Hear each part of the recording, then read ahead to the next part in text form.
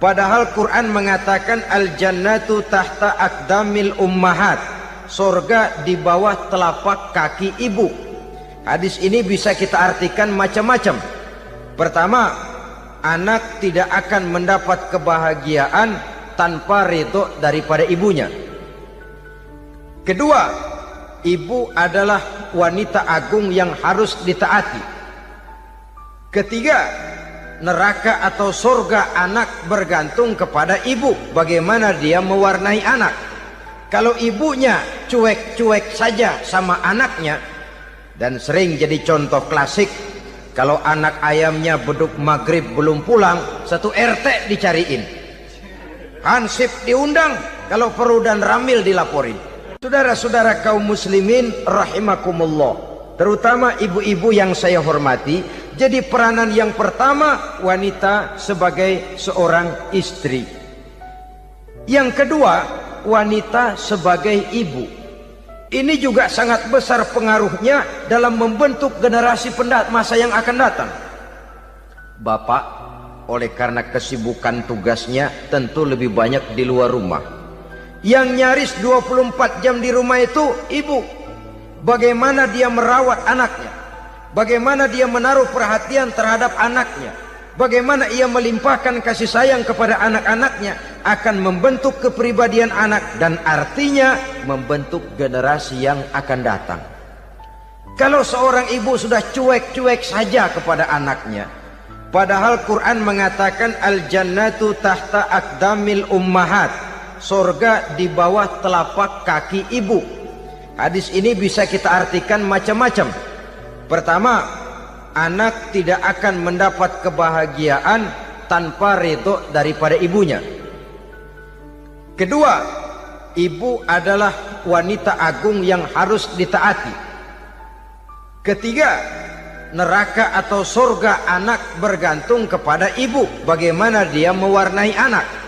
Kalau ibunya cuek-cuek saja sama anaknya, dan sering jadi contoh klasik, kalau anak ayamnya beduk maghrib belum pulang, satu RT dicariin, hansip diundang, kalau perlu dan ramil dilaporin. Tapi kalau anak gadisnya jam 12 tengah malam belum pulang, ibu tenang saja Pak. Tidak tergerak dan tidak tertarik hatinya. Ya tentu tidak semua. Kalau sudah begitu, bukankah hakikatnya ibu sudah menciptakan neraka buat anaknya sendiri? Khalil Gibran dalam satu tamsil yang indah pernah mengatakan, kalau kita diberikan sebutir mutiara, sebutir intan, dan intan itu sebutirnya sebesar telur ayam, benda yang sangat langka dan berharga, tentu kita sayang intan atau mutiara itu. Kita jaga baik-baik, kita simpan dalam kotak, kotaknya kita kunci, kotak itu kita simpan di dalam lemari, lemarinya kita kunci lagi, lemarinya ada di dalam kamar, kamarnya pakai pintu, pintunya kita kunci lagi, kamar itu ada dalam rumah, rumahnya pakai pintu, dikunci lagi, kemudian rumahnya pakai pintu gerbang besar, gerbangnya juga digembok lagi. Untuk menjaga intan itu jangan sampai hilang, begitu usaha kita berlapis-lapis. Dan intan itu sudah diberikan kepada kita, kata Khalil Gibran. Apa dia? Anak-anak yang diamanahkan Allah kepada kita. Itu intan-intan mahal, itu mutiara-mutiara pilihan yang dititipkan dan diamanahkan untuk kita jaga sebaik-baiknya. Haruskah dia sia-sia di tangan kita? Assalamualaikum warahmatullahi wabarakatuh. Ala alihi wa sahbihi ajma'in, amma ba'du. Saudara-saudara kaum muslimin rahimakumullah, salah satu dari misi Islam ialah mengangkat harkat dan martabat manusia yang sebelumnya dibedakan oleh warna kulit, oleh suku bangsa dan bahasa, seluruhnya diikat dengan satu akidah, menghilangkan perbedaan akibat warna kulit, suku bangsa dan bahasa. Termasuk dalam upaya itu betapa Islam telah mengangkat harkat dan martabat kaum wanita. Maka pada pertemuan kali ini kita akan membicarakan tentang peranan wanita sepanjang pandangan agama. Sebelum Islam datang, nasib perempuan nyaris hanya berputar di segitiga saja. Dapur, sumur, kasur. Kasur, sumur, dapur. Seolah-olah wanita terpaut dengan 3 itu tadi. Seolah-olah wanita tidak bisa berbuat lebih banyak daripada itu. Bahkan di tengah masyarakat jahiliyah, bayi perempuan mendatangkan aib sehingga mereka lalu dikubur hidup-hidup.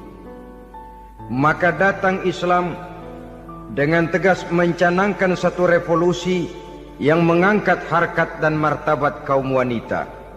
Nabi bersabda, "An-nisa'u imadul bilad.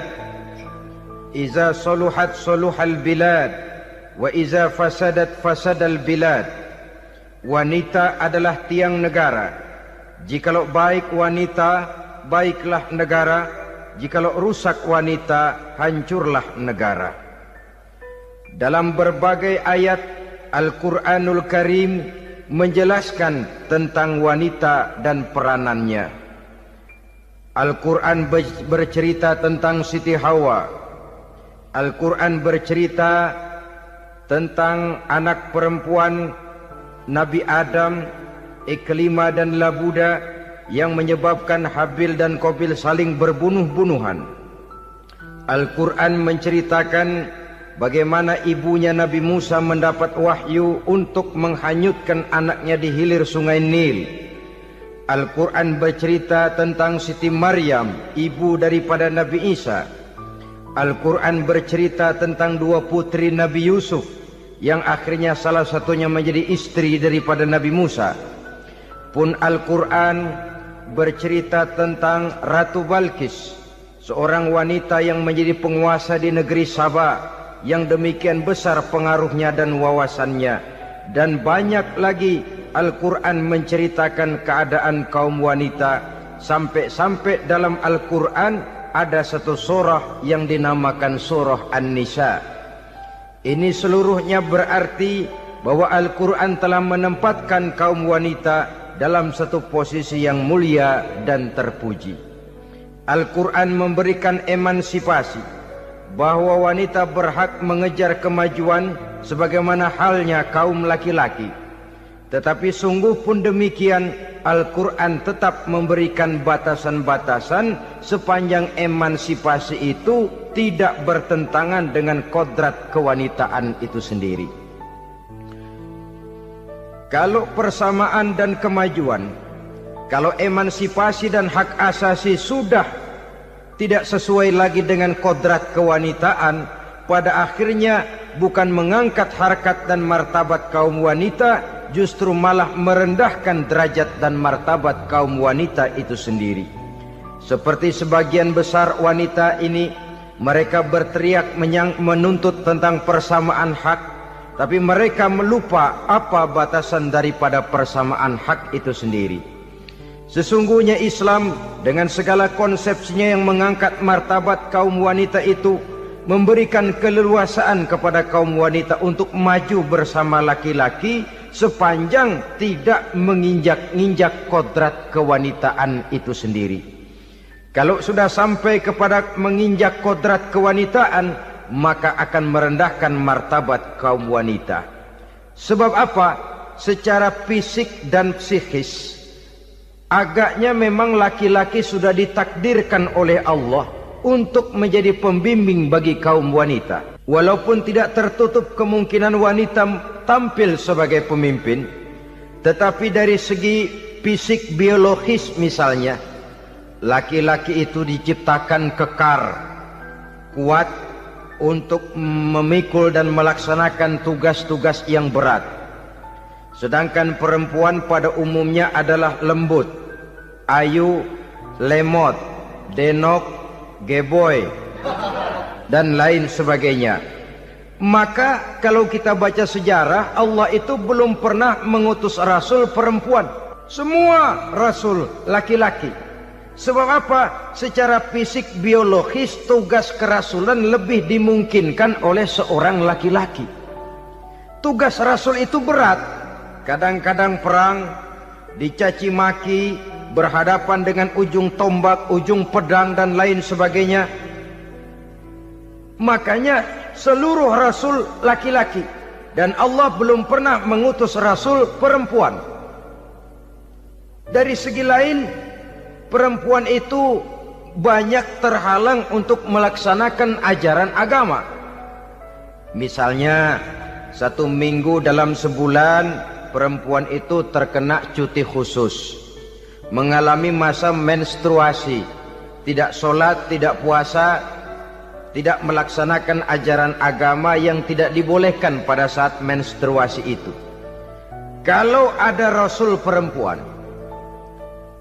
lalu saat malaikat akan menyampaikan wahyu, kebetulan rasulnya sedang wah, itu bisa balik lagi malaikat Jibril ke langit itu. Mau turun nyampein wahyu, balik lagi ke atas, ditegur, kenapa balik lagi Jibril? Rasulnya lagi head.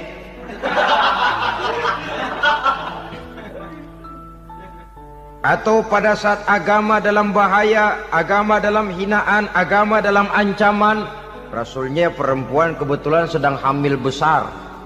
Apa lalu perang ditunda? Pengumuman perang ditunda saja sampai rasul melahirkan. Tentu lebih tidak mungkin lagi. Secara fisik biologis, laki-laki lebih memungkinkan untuk melaksanakan tugas kerasulan ini. Maka seluruh rasul yang diutus Allah adalah laki-laki. Saudara hadirin yang saya muliakan, sungguh pun demikian, Islam itu mengangkat martabat wanita sedemikian tinggi sebagai tiang negara yang menentukan jatuh dan bangunnya negara, yang ikut mewarnai bahkan menjadi warnanya suatu negara. Walaupun peranannya memang tidak begitu kelihatan, tapi sesungguhnya amat sangat menentukan. Oleh karenanya, secara umum, emansipasi yang digariskan oleh Islam, emansipasi yang tidak bertentangan dengan kodrat kewanitaan di berbagai aspek kehidupan. Kalau sekarang emansipasi ini kelihatannya sudah salah pasang, salah kaprah. Bahkan belum lama kita menyaksikan bagaimana ada binaragawati. Di zaman sekarang perempuan sudah mulai angkat besi. Saya mulai mikir kalau perempuan sudah pada angkat besi, ini sudah tanda suaminya udah dekat dibanting-bantingin ini. Tahun-tahun mendatang mungkin akan menyusul perempuan mulai narik becak.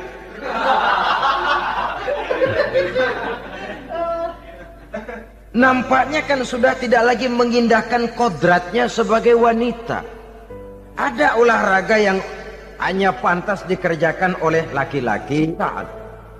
Oleh karena itu pada kesempatan ini kita akan mencoba melihat peranan wanita dari berbagai dimensinya.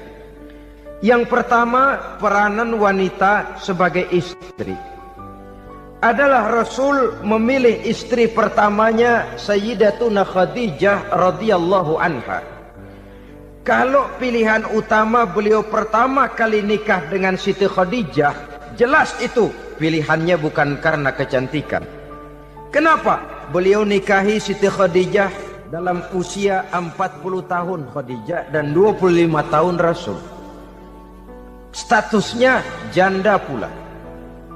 Kalau beliau seorang pemburu kembang, pemburu bunga, kenapa mesti nikah dengan janda berumur 40 tahun? Sedangkan beliau waktu itu masih berumur 25 tahun. Apa sasaran utamanya? Bisa kita lihat nanti. Setelah beliau diangkat menjadi Rasul, ternyata Khadijah lebih daripada seorang istri. Beliau masuk ke dalam staf Nabi. Orang lain beliau belum beriman, beliau malah beriman lebih dahulu sebagai perempuan pertama yang masuk Islam. Orang lain memusuhi Nabi, beliau malah mengorbankan hartanya untuk membantu perjuangan Nabi. Istri setia semacam ini, dengan peranannya sebagai istri yang sedemikian rupa, memberikan andil yang sangat besar bagi kesuksesan dan keberhasilan seorang suami. Sebaliknya, seorang istri bisa mempengaruhi suaminya. Seorang suami yang jujur, polos, lugu, sederhana bisa jadi koruptor ulung kalau didorong-dorong oleh istrinya. Seorang istri Pak Lurah memang tidak ikut mengatur kelurahan, tapi dia bisa mewarnai suaminya. Seorang istri gubernur memang tidak ikut mengatur provinsi, tapi dia bisa mewarnai suaminya. Sepanjang warnanya positif, tentu sangat baik dan sangat diharapkan. Tetapi kalau warnanya negatif, kiamatlah akibatnya umat ini. Oleh sebab itu, peran pertama dari kaum wanita sesungguhnya adalah sebagai istri yang mendampingi suami untuk mengolah dan melaksanakan tugas-tugas besar. Dari seorang yang paling kecil sampai kepada seorang yang punya jabatan paling tinggi sekalipun, pengaruh dan peranan istri memang sangat menentukan. Saudara hadirin kaum muslimin rahimakumullah. Itulah sebabnya Nabi menikah dengan Siti Khadijah, dan lebih dari itu, sebelum menikah dengan Nabi, Siti Khadijah itu sudah terkenal sebagai pengusaha wanita, business girl kalau bahasa sekarang ini. Bahkan jaringan-jaringan bisnisnya tidak hanya Mekah saja, tidak hanya antar kota, bahkan sudah antar negara, dari Mekah ke Syam, dari Mekah ke Madinah dan lain sebagainya, yang bahkan kita tahu Rasul pada mulanya pun ikut membantu perdagangannya Siti Khadijah radhiyallahu anha ini. Jadi kalau bercermin dari karier Siti Khadijah, boleh saja wanita bergerak di bidang bisnis, asal memang profesi, bukan karena dengan senjata dan modal kecantikan lalu membujuk dan merayu orang sampai telap sehingga bisnisnya berjalan lancar dengan jalan menjual kecantikannya. Tidak, bergerak di bidang bisnis yang memang profesinya di situ. Tidak ada salahnya. Bisa saja perempuan menjadi business girl seperti yang dicontohkan oleh Siti Khadijah radhiyallahu anha ini. Sebab itu, kontes-kontesan yang hanya bertitik kepada rupa yang ayu saja, rupa yang cantik saja, sesungguhnya bukan hanya tidak bermanfaat, tapi saya pikir juga sangat tidak mendidik. Yang mengajar anak-anak remaja putri kita untuk berlomba-lomba hidup dalam kepalsuan. Alis mata palsu, hidung pesek dimancungin palsu, operasi plastik. Alis matanya dikerik, bikin yang palsu. Tai lalat lagi bikin yang palsu. Gincu bibir dimerahin, palsu. Seluruhnya hidup dalam kepalsuan. Akan lebih baik kalau kita ini misalnya mengadakan kontes yang menitik beratkan kepada ketinggian IQ, kecerdasan, kemampuan, skill, keahlian dan kemampuan. Tidak hanya dititik beratkan kepada rupa yang ayu dan cantik semata-mata. Sebab di samping manfaatnya diragukan, juga sangat tidak mendidik buat generasi yang akan datang. Terutama ibu-ibu, peran utama wanita sesungguhnya adalah sebagai istri mendampingi suami dalam melaksanakan tugas-tugas besar. Satu hari, serombongan ibu-ibu pernah datang menghadap Rasul mengajukan satu resolusi. Protes kalau bahasa kita sekarang. Ya Rasul, ada apa bu? Kalau laki-laki sih enak. Enak bagaimana? Iya, kalau orang laki-laki sholat, perempuan sholat. Laki-laki puasa, perempuan puasa. Laki-laki pergi haji, perempuan pergi haji. Laki-laki menuntut ilmu, perempuan bisa menuntut ilmu. Tapi kalau laki-laki pergi jihad, perang membela agama, kami perempuan tidak bisa ikut jihad perang di medan pertempuran. Padahal pahala jihad sangat besar dan kami ingin mendapat pahala jihad. Tidak adil kalau begini ya Rasul, izinkan kami pergi jihad. Ini perempuan di zaman Rasul, kalau ada kebaikan tidak bisa ikut, rasanya rugi bukan main, lalu protes. Apa jawab Rasul? Beliau senyum. Ibu-ibu jangan khawatir, walaupun ibu-ibu tidak maju ke medan perang, ada ibadah yang pahalanya sama dengan pahala jihad itu. Apa ya Rasul? Beliau menjawab, jihadukunna fi baitikunna. Jihadnya ibu-ibu, jihadnya kaum wanita adalah di rumah tangganya sebagai istri. Memasak makanan suaminya, mencuci pakaian istrinya, mengasuh, merawat dan membesarkan anak-anaknya, itu seluruhnya bagian daripada ibadah yang pahalanya tidak kurang dengan pahala jihad. Kenapa? Al-Quran itu memberikan sesuatu sesuai dengan kedudukannya. Kalau perempuan pergi perang jihad membela agama, musuhnya laki semua, kayak apa perangnya? Itu musuhnya bisa nggak mau pakai pedang, perangnya udah gulat aja udah. Sehingga Rasul lalu memberikan satu jalan keluar yang membuat wanita-wanita itu lega. Jihadukunna fi baitikunna. Ibu-ibu sih tidak usah khawatir, jihad ibu adalah di rumah tangga ibu-ibu semua. Sejak bangun tidur sampai tidur kembali, nyaris kaum ibu itu 24 jam pekerjaannya. Sebagai istri, dia melaksanakan jihad di rumah tangganya. Peranan wanita yang pertama adalah sebagai istri, yang walaupun tidak kelihatan dan menonjol seperti halnya laki-laki, tapi sangat mewarnai, bahkan menjadi warna dari tugas apapun yang dihadapi oleh suaminya. Dulu ada seorang orator, kalau pidato hebat bukan main. Kalau dia bernada gembira, semua orang senyum. Kalau dia bercerita tentang sesuatu yang sedih, satu masjid orang nangis. Orang tanya kepadanya, Pak, bisa pidato begitu hebat, siapa yang bikin? Ya saya sendiri. Istrinya dari belakang bilang, tidak, yang bikin pidatonya hebat saya.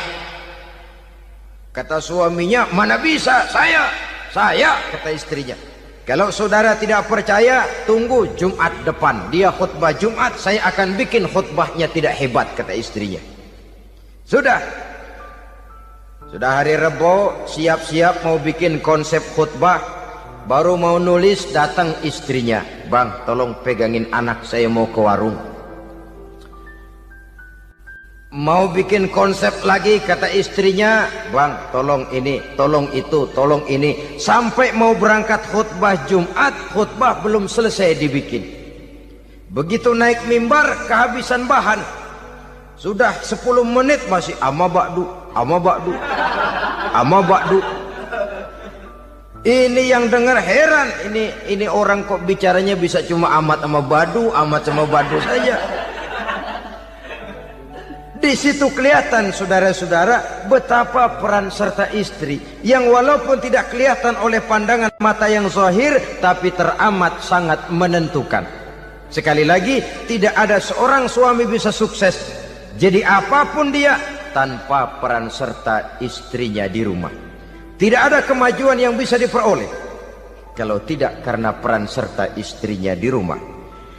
Tidak ada kesuksesan yang bisa diraih tanpa keikutsertaan daripada istrinya di rumah.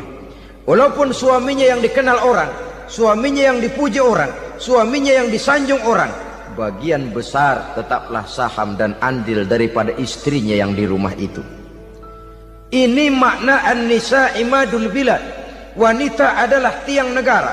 Jikalau baik wanita, baik negara. Jikalau rusak wanita, hancur negara. Karena wanita, negeri Salba menjadi terkenal, tentram, aman, wawasan politiknya luas. Seorang semacam Cleopatra bisa menaklukkan Julius Caesar. Dan begitu selanjutnya. Banyak cerita-cerita betapa wanita yang berperan di belakang layar ini bahkan bisa menggoyangkan negara. Bahkan yang paling dekat saja contoh dengan kita, Senator Gary Hart. Saudara masih dengar tentu itu. Betapa harus terpaksa mengundurkan diri dari pencalonan presiden Amerika karena kasusnya dengan Donna Rice itu, dengan hostess itu. Betapa di sini seorang perempuan atau seorang wanita sanggup membongkar seseorang yang punya masa depan ceria untuk menuju kursi kepresidenan dari suatu negara adidaya seperti Amerika, bisa gagal berantakan karena skandalnya itu. Apa penyebabnya? Wanita. Tapi wanita juga bisa menyebabkan menjadi cambuk majunya laki-laki. Wanita juga bisa menghancurkan dan mengubur laki-laki. Saudara hadirin yang saya muliakan, ia memang kelihatannya makhluk yang lemah, tapi di balik kelemahannya itu sesungguhnya dia bisa menelan laki-laki yang bagaimanapun besarnya. Saudara-saudara kaum muslimin rahimakumullah, terutama ibu-ibu yang saya hormati, jadi peranan yang pertama wanita sebagai seorang istri. Yang kedua, wanita sebagai ibu. Ini juga sangat besar pengaruhnya dalam membentuk generasi masa yang akan datang. Bapak, oleh karena kesibukan tugasnya tentu lebih banyak di luar rumah. Yang nyaris 24 jam di rumah itu ibu. Bagaimana dia merawat anaknya, bagaimana dia menaruh perhatian terhadap anaknya, bagaimana ia melimpahkan kasih sayang kepada anak-anaknya, akan membentuk kepribadian anak dan artinya membentuk generasi yang akan datang. Kalau seorang ibu sudah cuek-cuek saja kepada anaknya, padahal Quran mengatakan al-jannatu tahta aqdamil ummahat, surga di bawah telapak kaki ibu. Hadis ini bisa kita artikan macam-macam. Pertama, anak tidak akan mendapat kebahagiaan tanpa ridho daripada ibunya. Kedua, ibu adalah wanita agung yang harus ditaati. Ketiga, neraka atau surga anak bergantung kepada ibu, bagaimana dia mewarnai anak. Kalau ibunya cuek-cuek saja sama anaknya, dan sering jadi contoh klasik, kalau anak ayamnya beduk maghrib belum pulang, satu RT dicariin, hansip diundang, kalau perlu dan ramil dilaporin. Tapi kalau anak gadisnya jam 12 tengah malam belum pulang, ibu tenang-tenang saja Pak. Tidak tergerak dan tidak tertarik hatinya. Ya tentu tidak semua. Kalau sudah begitu, bukankah hakikatnya ibu sudah menciptakan neraka buat anaknya sendiri? Khalil Gibran dalam satu tamsil yang indah pernah mengatakan, kalau kita diberikan sebutir mutiara, sebutir intan, dan intan itu sebutirnya sebesar telur ayam, benda yang sangat langka dan berharga, tentu kita sayang intan atau mutiara itu.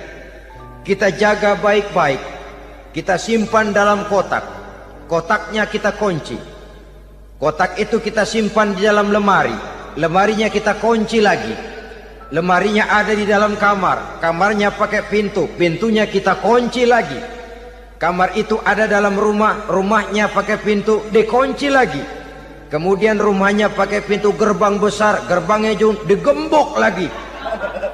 Untuk menjaga intan itu jangan sampai hilang, begitu usaha kita berlapis-lapis. Dan intan itu sudah diberikan kepada kita, kata Khalil Gibran. Apa dia? Anak-anak yang diamanahkan Allah kepada kita. Itu intan-intan mahal, itu mutiara-mutiara pilihan yang dititipkan dan diamanahkan untuk kita jaga sebaik-baiknya. Haruskah dia sia-sia di tangan kita? Haruskah dia merana jatuh di tangan ibu yang tidak punya tanggung jawab?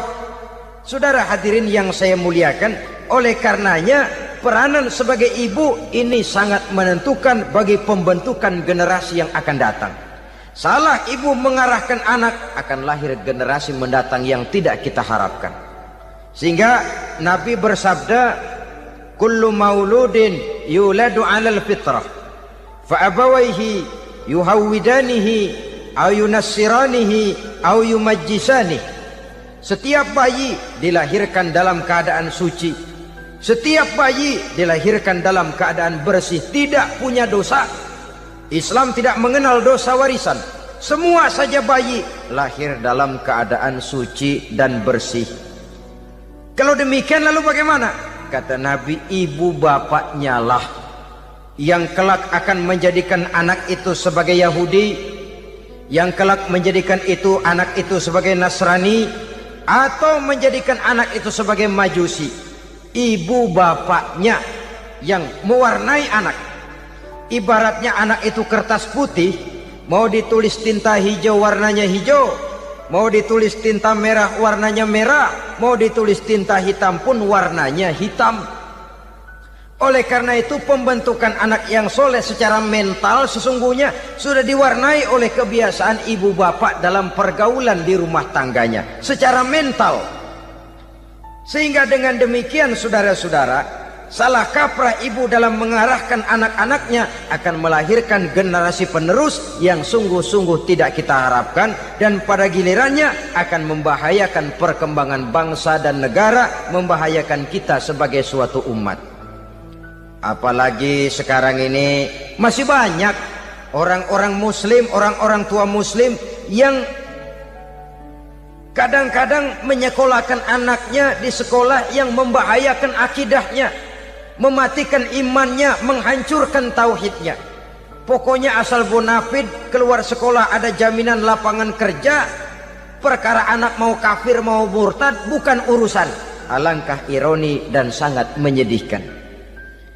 Saudara-saudara yang saya hormati, jadi dari segi kaum wanita peranan ibu sangat besar.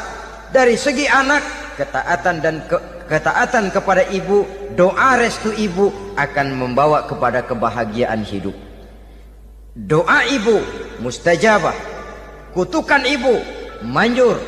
Beberapa hikayat dan riwayat menjadi contoh dan tamsil buat kita betapa tidak ada satu kebahagiaan di dunia ini yang bisa ditegakkan tanpa doa restu daripada ibu. Pantas kalau dalam Al-Quran ada ummul kitab, ibunya atau induknya kitab. Tiap negara punya ibu kota, bapak kota tidak ada. Lalu lagi wawasan Nusantara disebut ibu pertiwi, bapak pertiwi kemana tahu. Saudara hadirin yang saya muliakan, lalu dalam peringatan hari-hari besar nasional ada yang namanya Hari Ibu. Hari bapak nggak pernah diperingati. Ada Hari Ibu, dan ibu itu pun ada Ibu Kartini, ada Ibu Dewi Sartika, dan macam-macam lagi yang seluruhnya merupakan refleksi dan gambaran betapa peranan kaum wanita di dalam kehidupan ini yang memang banyak mewarnai dan menjadi warna dari suatu kegiatan. Saudara-saudara kaum muslimin rahimakumullah, apabila yang pertama tadi kita melihat peranan kaum wanita sebagai istri, betapa ia berpengaruh besar dalam ikut menunjang keberhasilan dan kesuksesan suaminya. Kemudian pada peranannya yang kedua, wanita sebagai ibu di rumah tangga, betapa ia ikut membentuk, mempengaruhi, mewarnai dan membimbing kepribadian anak sebagai generasi penerus. Maka pada peranan yang ketiga ini kita akan melihat wanita sebagai social agent, sebagai penggerak kegiatan sosial di berbagai bidang kehidupan. Apakah itu bernama majelis taklim, apakah itu bernama perkumpulan dan yayasan-yayasan kemanusiaan, organisasi-organisasi yang bergerak di bidang pendidikan, bahkan di zaman sekarang bukan hanya menjadi penggerak sosial, bahkan sudah banyak kaum wanita yang menggerakkan satu bangsa. Dunia mengenal Margaret Thatcher, dunia mengenal Indira Gandhi, dunia mengenal Bandara Naike, dunia mengenal Corazon Aquino, dunia mengenal Golda Meir dulu itu dari Israel. Dunia mengenal Imelda Marcos yang ambisius, tapi yang kemudian melangkah kepada jalan yang negatif dari tujuan semula. Ini bukan hanya sekedar social agent, tapi bahkan sudah mengarah kepada menggerakkan dan mewarnai suatu bangsa. Islam membuka pintu ke arah itu. Wanita duduk dan berfungsi sebagai social agent, mengurus berbagai macam perkumpulan-perkumpulan yang bertujuan kepada kebajikan, menyantuni yatim piatu, memelihara kesehatan, menyayangi binatang, memelihara kelestarian lingkungan dan lain sebagainya. Islam membukakan pintu sepanjang peranan sebagai istri dan sebagai ibu tidak diabaikan. Ini sebab yang utama. Salah seorang perempuan, kaum wanita, kalau terlalu aktif berorganisasi, terlalu aktif bermasyarakat, terlalu aktif dalam berbagai macam perkumpulan, lalu melupakan tugas utamanya sebagai istri dari suaminya, sebagai ibu dari anak-anaknya. Ibu asik rapat sana, rapat sini. Anak tidak pernah diajak rapat, akhirnya si anak bikin perkumpulan sendiri, rapat menurut versi mereka. Sehingga akibatnya yang timbul anak merasa kurang diperhatikan oleh ibunya. Ngaji bagus, tapi kalau sepanjang hari ngaji saja, suami pulang mau makan tidak ada makanan, mau berganti pakaian belum lagi diteriska pakaiannya, tentu ini melupakan fungsi yang utama. Kegiatan sosial, kegiatan di organisasi adalah jadwal kegiatan setelah fungsi sebagai istri dari suami, sebagai ibu dari anak-anak dilaksanakan dengan sebaik-baiknya. Bukan tidak baik ngaji, kalau dari ngaji ke ngaji saja. Bangun tidur ngaji, jam 7 ngaji, berangkat jam 11. Sholat zuhur berangkat ngaji lagi, pulang sore, malam ngaji lagi. Suami tidak terurus, anak-anak pun terbengkalai, rusaklah rumah tangga. Dan bukankah satu bangsa terdiri dari satu tatanan masyarakat, dan tatanan masyarakat yang paling kecil bernama keluarga. Keluarga merupakan unit dari masyarakat, unit yang terkecil, dan keluarga terdiri dari pribadi-pribadi yang merupakan bapak, ibu, dan anak-anak. Sehingga masyarakat bangsa yang baik terdiri dari masyarakat yang baik. Masyarakat yang baik tersusun dari keluarga-keluarga yang baik, dan keluarga yang baik akan muncul dari pribadi dan individu yang baik. Pribadi dan individu yang baik yang sadar mana kewajiban yang primer, mana kewajiban yang sekunder. Sebagai social agent, dia lalu mawas diri dengan tetap mempertimbangkan kodrat kewanitaannya itu tadi. Saya ikut prihatin kalau ada perempuan main sepak bola. Dan saya yakin betul kalau perempuan main sepak bola, yang nonton pasti bukan nonton bola. Ya mungkin bola juga, tapi bola yang mana? Itu wallahu a'lam. Ya dicari olahraga yang sesuai dengan kodrat kewanitaan begitu. Dicarilah olahraga yang sesuai dengan kodrat kewanitaan. Sepak bola sudah maju, ya belakangan saya katakan tadi muncul lagi wanita angkat besi. Belakangan bisa kita bayangkan wanita main tinju. Babak belur sudah kalau sudah begitu. Kemajuan dengan melupakan kodrat kewanitaan akan menyengsarakan kaum wanita itu sendiri. Silahkan maju menjadi social agent, menjadi penggerak di masyarakat. Para istri Rasul bisa kita jadikan satu figur. Siti Khadijah, figur sebagai istri pendamping yang setia. Dikala suaminya bingung, ia tampil memberikan pandangan. Dikala suaminya bingung, ia memberikan tanggapan. Dikala suaminya dimusuhi orang, ia menampakkan kesetiaannya. Kau tidak sendiri bang, aku di sisimu. Dikala jiwanya gelisah ketika pertama kali menerima wahyu berhadapan dengan malaikat Jibril, Khadijah yang menghibur. Kalla ma yukhzikallahu abada. Tidak apa-apa bang, Allah tidak akan menyusahkan kau untuk selamanya. Tenang sajalah, tenang. Abang orang baik-baik, Allah tidak akan menyengsarakan abang. Peran sebagai istri. Dan Rasul mantap. Sehingga bertahun setelah Khadijah wafat, selalu terkenang dan dikenang oleh Rasul. Pernah satu saat beliau itu seperti orang melamun. Aisyah tanya, kok seperti ngelamun bang? Iya kata Rasul, saya seperti mendengar suara terompahnya Khadijah di surga. Padahal Khadijah sudah lama wafat. Aisyah mendengar itu rada sedikit manyun. Kata Aisyah, bang cukup sekali ini saja, jangan sebut-sebut lagi nama itu ya. Cemburu rupanya. Ya soal cemburu sih nggak bini Nabi, nggak bini kita, namanya cemburu. Perempuan mesti ada. Apa jawab Rasul? Ya Humairah, Aisyah, haruskah saya melupakan seseorang yang dikala orang lain memusuhi saya, dia mati-matian membela saya. Dikala orang lain mau membunuh saya, dikorbankan hartanya untuk membantu perjuangan saya. Mestikah saya melupakan orang yang begitu baik? Tidak, Aisyah. Sepanjang nafas masih ada, sepanjang itu saya tidak akan bisa melupakan Khadijah sayang. Peran sebagai istri Khadijah ini, peran sebagai istri. Suaminya bingung, istrinya memberikan hiburan. Kadang kan tidak, suami bingung, istri bingungan lagi. Ya sudah, mari ramai-ramai kita bingung sudah. Bukan mencari jalan keluar, yang sudah bingung malah ditambahin bingung lagi. Saudara hadirin yang saya hormati, lalu figur Siti Aisyah, muda, cantik, kreatif, cerdas. Kalau bahasa sekarang barangkali wanita karier ini. Ini figur-figur loh. Jadi punya keistimewaan masing-masing, sehingga ada pilihan. Ya tentu orang mencari istri itu kan karena ada dasar pilihan. Mungkin rupanya kurang menarik tapi akhlaknya bagus. Mungkin akhlaknya sedang-sedang saja tapi potongannya cakep. Masih ada pilihan. Sudah potongan jelek, akhlak bejat. Emangnya lu milih merem tempo hari ya?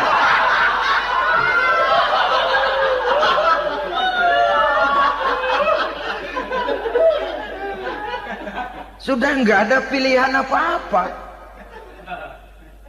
Lalu ada istri yang punya keistimewaan karena sifatnya yang sabar. Ada yang wataknya itu pemurah. Ada yang sifatnya itu belas kasih. Pendeknya, dari istri-istri Rasul kita bisa menemukan figur-figur wanita teladan. Sehingga keliru kalau kaum orientalis barat mengatakan Rasulullah itu katanya sesungguhnya adalah seorang seks mania. Istrinya banyak. Oh ini memang bajingan ini orientalis ini. Kalau Rasulullah itu seorang seks mania, tentu yang dinikahinya itu pertama jelas gadis semua, yang kedua tentu cantik-cantik semua. Dari istri-istri beliau yang dikawininya dalam keadaan gadis cuma Siti Aisyah. Selebihnya janda. Apa pertimbangannya? Menyantuni yatim-yatimnya, mengayomi janda-janda yang ditinggal suaminya gugur di medan perang, untuk memperkuat keimanannya. Itu pilihan utama Rasul. Kita sekarang ini ya ngakunya sih ikut sunnah Rasul, cuma sunnahnya urusan kawin melulu. Ada duit sedikit, kawin maning, kawin maning. Ditanya orang kenapa kawin melulu, sih mas sunnah Rasul. Bukan main. Kalau sudah urusan kawin pahlawan betul sunnah Rasul. Padahal kawin lagi dalam Islam itu sungguh pun boleh, tapi tidak diperintah. Tidak diperintah, memang cuma boleh. Itu kalau dalam pesawat itu cuma semacam emergency exit lah ya. Yang tidak boleh sembarang waktu bisa dibuka. Kalau memang sanggup berlaku adil, tafadhol. Kalau tidak, satu juga nggak habis. Lagian saya kira perempuan itu kan cuma perbedaan rupa saja, perbedaan selera saja. Seperti singkong dengan sate, bedanya kan cuma di tenggorokan. Kalau sudah masuk ke perut, kenyangnya kan sama. Perempuan cuma berbeda dalam selera, rasanya barangkali ya, barangkali.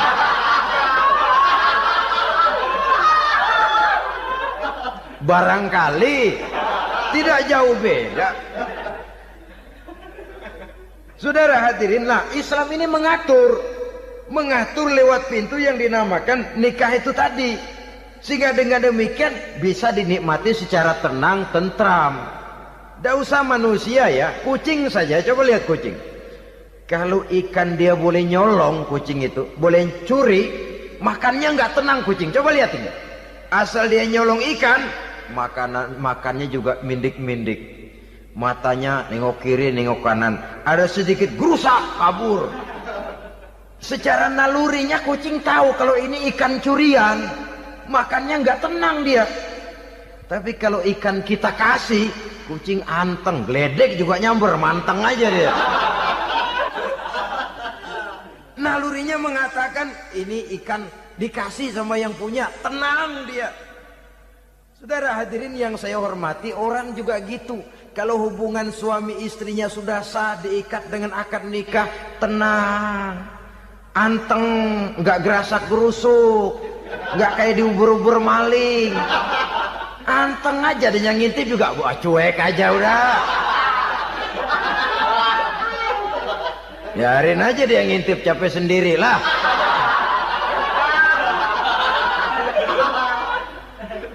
Tapi kalau nyuri-nyuri, coba lihat dah. Mana di kebun banyak nyamuk. Ansip mukul tiang listrik, dia yang bingung. Islam ini sesungguhnya memudahkan jalan, saudara-saudara. Jadi sebagai social agent, wanita bisa berperan untuk itu. Apalagi untuk hal-hal yang menyangkut wawasan kemanusiaan, di mana kaum wanita karena emosinya lebih tinggi daripada kaum laki-laki, dia sangat peka terhadap masalah-masalah yang menyangkut kemanusiaan. Hatinya mudah tergugah, perasaannya cepat terenyuh. Dengan penderitaan dia cepat tergugah. Dia bisa menjadi social agent tanpa harus melupakan fungsi utama sebagai istri dan sebagai ibu dari anak-anaknya, sebagai istri dari suaminya. Saudara hadirin yang saya muliakan, dahulu Al-Quran pernah menceritakan betapa istri-istri pembesar di istana mewah di zaman Nabi Yusuf, kalau istilah sekarang nyonya-nyonya jet set, nyonya-nyonya VIP, betapa mereka mau memporak-porandakan keimanan seorang pemuda seperti halnya Nabi Yusuf alaihi salam. Dan Nabi Yusuf kemudian ternyata tidak mau jadi gigolo yang kerjanya hanya menyenangkan wanita-wanita jet set kelas VIP ini tadi. Sesungguhnya ini cuma satu simbol yang kejadiannya bisa saja terjadi pada zaman modern dalam versi dan kondisi yang berbeda. Namun bagaimanapun juga wanita dengan peranannya sebagai social agent, sebagai penggerak masyarakat, sangat besar pengaruhnya dalam ikut mewarnai perkembangan suatu negara. Seorang suami perlu memberikan dorongan kalau istrinya aktif di bidang sosial, asal dengan catatan saja, fungsi sebagai istri, fungsi sebagai ibu jangan sampai terlantar karenanya. Bahkan saya katakan tadi, di zaman sekarang wanita tidak lagi hanya berfungsi sebagai social agent, bahkan sebagai national agent, penggerak dari satu bangsa. Muncul wanita-wanita yang jadi menteri, yang jadi anggota DPR, bahkan yang jadi kepala desa dan lain sebagainya. Secara umum memang ar-rijal qawwamuna 'alan nisa. Laki-laki adalah pembimbing bagi kaum wanita karena kelebihan fisik biologis, kelebihan kemampuan intelektual dan lain sebagainya. Namun wanita pun boleh saja menjadi social agent sepanjang catatan yang saya sampaikan tadi. Jangan sampai melupakan kodrat kewanitaan, jangan sampai mengalahkan fungsi sebagai istri dari suaminya, sebagai ibu daripada anak-anaknya. Nah, kemudian fungsi yang keempat di bidang ilmu pengetahuan. Islam memberikan kesempatan yang sama kepada kaum wanita. Thalabul ilmi faridatun ala kulli muslimin wa muslimatin. Menuntut ilmu itu wajib hukumnya bagi orang Islam, baik laki-laki maupun perempuan. Sampai dibentuk kalimat pengecualian khusus ini, muslimin wa muslimatin, bagi muslim laki-laki, bagi muslim perempuan. Dan alhamdulillah, kalau dulu di zaman Raden Ajeng Kartini, nasib perempuan berada di balik pintu yang digembok rapat-rapat, siklusnya berputar cuma sumur, dapur, kasur, kasur, sumur, dapur, dapur, sumur, kasur. Melingkar di situ-situ saja peranan kaum wanita. Memberontak jiwa Raden Ajeng Kartini, menuntut persamaan bahwa wanita berhak maju sama dengan laki-laki. Entah Islam sejak 14 abad yang lalu sudah mencanangkan ini, menuntut ilmu wajib bagi laki-laki dan perempuan beragama Islam. Orang Islam baik dia laki-laki, baik dia perempuan, wajib menuntut ilmu. Ilmu dalam artian umum, tidak hanya sekedar fikih tauhidnya, ya di bidang kedokteran, di bidang teknik, di bidang hukum dan lain sebagainya. Ini yang perlu dibanggakan. Kalau perlu, ini yang perlu diadakan kontes. Kontes IQ. Wanita yang paling berprestasi di bidang ilmiah, wanita yang punya prestasi di bidang menjaga kelestarian lingkungan hidup, wanita yang punya prestasi menggerakkan sosial, menyantuni yatim piatu, memelihara kesehatan. Adakan kontes macam itu untuk mendorong. Ini enggak, kalau kontes yang diukur betis, bibir, pinggul, payudara, lubang hidung, ukur sekalian kita. Apa manfaatnya dan apa unsur pendidikan yang ada di dalamnya? Tidak menguntungkan, tidak mendidik, dan tidak membawa manfaat. Kecuali lalu yang timbul pola hidup konsumen, pola hidup konsumer, pola hidup yang material, pola hidup yang wah, pola hidup yang gemerlapan. Ya, kalau oleh anak-anak muda yang terjangkau. Kalau tidak, dia hanyut ditelan mimpinya. Dia ingin bergaya hidup jet set, sementara dia dihadapkan oleh kenyataan bahwa dia tinggal di kampung, ibu bapaknya orang kampung, dan lain sebagainya. Jiwanya berontak, terjadilah kegalauan, terjadilah kerancuan, terjadilah komplikasi, perang di batin antara keinginannya dengan lingkungan nyata yang dihadapinya. Dan kalau sudah ada gejala semacam itu, penyakit-penyakit kejiwaan akan mudah muncul. Ini gejala terutama buat orang-orang yang tinggal di daerah transisi. Kota besar bukan, kampung banget juga enggak. Daerah cekak. Akibatnya gayanya ya sering gaya enggak karu-karuan. Gaya kepalang tanggung jadinya. Saudara hadirin yang saya muliakan, akhirnya apa? Santri tapi lagunya kayak koboi. Koboi tapi sesungguhnya santri. Saudara hadirin yang saya hormati, maka di bidang ilmu pengetahuan wanita mempunyai peranan yang sangat besar. Dia bisa tampil dengan karya-karya ilmiahnya yang membawa manfaat bagi perkembangan agama, bangsa dan negaranya. Majulah kaum wanita dengan ilmu pengetahuan, tuntutlah ilmu seluas-luasnya. Kita hidup di satu negara yang merdeka, kita beragama yang memberikan satu keyakinan bahwa menuntut ilmu merupakan kewajiban, bahwa peranan wanita tidak hanya di belakang dapur, lain sebagainya yang seluruhnya terpantul dari dinamika kehidupan kaum wanita. Saudara-saudara kaum muslimin rahimakumullah. Kemudian yang kelima, peranan wanita dalam bidang agama. Kita bersyukur sekarang ini gejalanya dimanapun pengajian, biasanya lebih ramai pengajian ibu-ibu dari bapak-bapak. Peringatan hari-hari besar keagamaan, biasanya lebih ramai ibu-ibu daripada bapak-bapak. Pengajian ibu lebih ramai. Padahal kalau bicara sibuk, lebih sibuk ibu daripada bapak misalnya. Kalau sudah pengajian bapak-bapak, biasanya pengajiannya ramai cuma 3 giliran itu. Pembukaan, maulid, penutupan. Kalau sudah yang rutin pengajian tiap minggu, 3 pojok yang ngaji.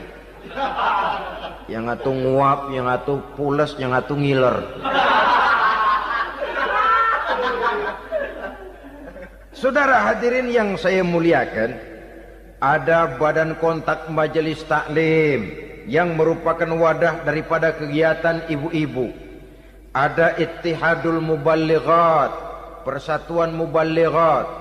Ada persatuan para asatiza, dan macam-macam lagi peranan ibu-ibu di dalam kehidupan beragama. Tapi sesungguhnya harus dimulai dari bagaimana si ibu mewariskan jiwa agama kepada anak-anaknya di rumah tangganya. Kalau itu gagal, dia mau melangkah ke masyarakat, dia sudah gagal sejak awal sesungguhnya. Keberhasilannya dia menata masyarakat akan mengakibatkan dia nanti bernasib seperti Nabi Nuh. Berhasil mengajak beberapa orang kafir mengikuti ajarannya, tapi gagal mengislamkan putranya sendiri Kan'an.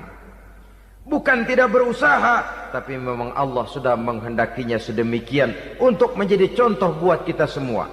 Yang penting orang tua berusaha dan berikhtiar. Kalau sudah berusaha dan berikhtiar, anak ternyata memang sulit diurus, barangkali memang fotokopinya Kan'an tuh anak. Ya orang tua kalau sudah berusaha, ya tawakallah.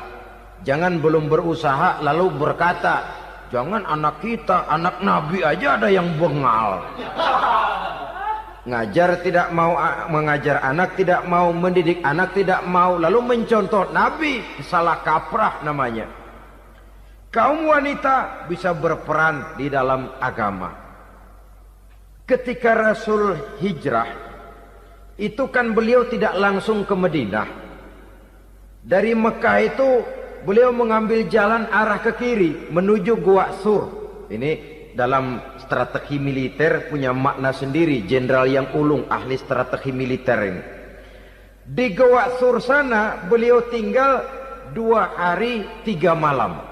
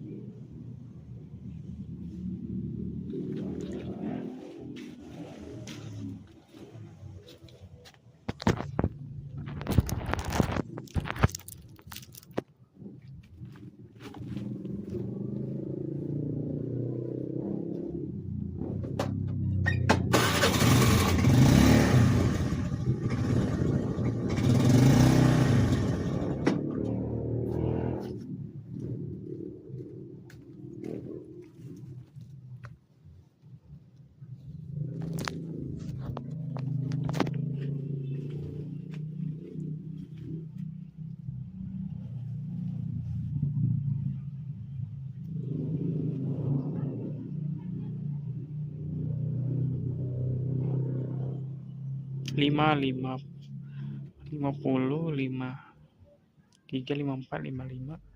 Hitungan ini memang oke.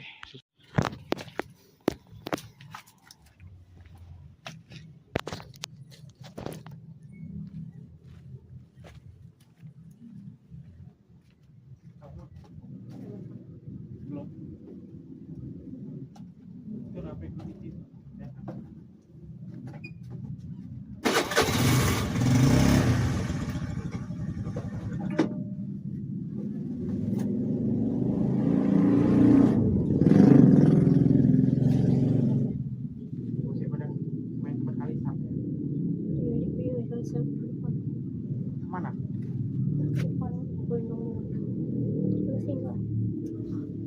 Dia juga. Apa? Sama orang mana?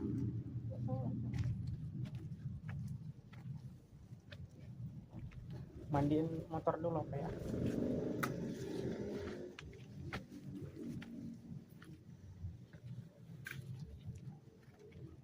Awas lah awas.